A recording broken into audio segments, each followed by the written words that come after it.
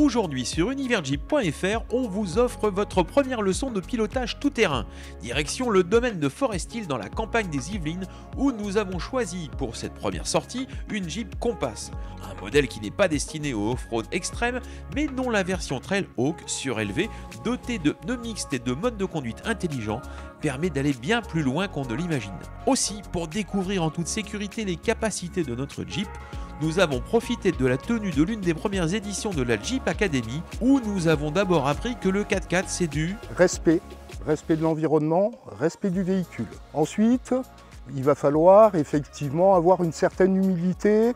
On ne va pas réussir à faire le Rubicon Trail du premier coup. Beaucoup d'humilité donc, mais aussi une bonne capacité d'observation avant de se lancer. Et surtout, ne pas oublier d'y aller crescendo. Alors, il faut démarrer par des petites difficultés. Alors, on va déjà faire des montées assez importantes en sachant que quand on arrive en haut de la montée, en général, il y a la descente. Donc, il va falloir effectivement aller lentement dans la montée, pas tout à fait s'arrêter en haut de la montée, mais surtout appréhender ce qu'il y a derrière.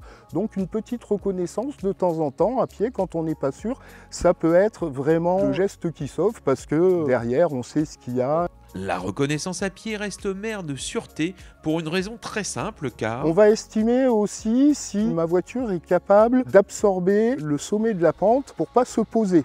Autre exercice, le franchissement de dévers qui est de prime abord impressionnant mais pas si compliqué. Une règle d'or, lorsqu'on est sur un dévers, on prend la main et on la met en haut du volant.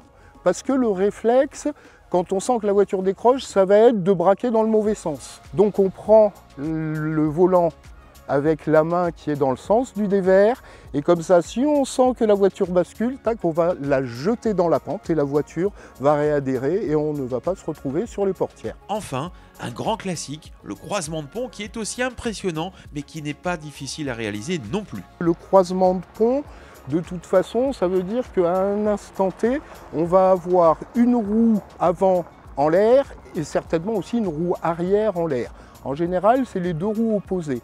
Le différentiel va faire que c'est les roues qui sont en l'air qui vont tourner. Soit on a un Trailhawk et effectivement, on va positionner sa manette pour pouvoir être en 4 roues motrices et faire agir le blocage de différentiel électronique sur un Trailhawk et derrière la roue qui repose par terre et ça va nous permettre d'avancer pour que les roues effectivement reviennent au contact du sol.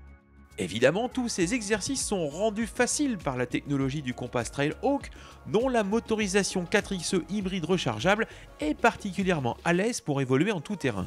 Alors le gros avantage aussi du Trailhawk qui est en hybride rechargeable, c'est que le moteur électrique nous apporte une vraie qualité en termes de disponibilité du couple puisque la totalité du couple du moteur électrique est disponible dès 0 km/h.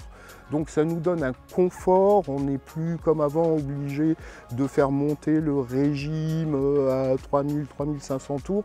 Là maintenant le moteur électrique va nous donner un confort impressionnant pour faire tout terrain avec un Trailhawk. Voilà, vous savez tout ou presque des bases pour commencer la conduite en tout terrain. À bientôt sur univerjeep.fr. Allez, en voiture.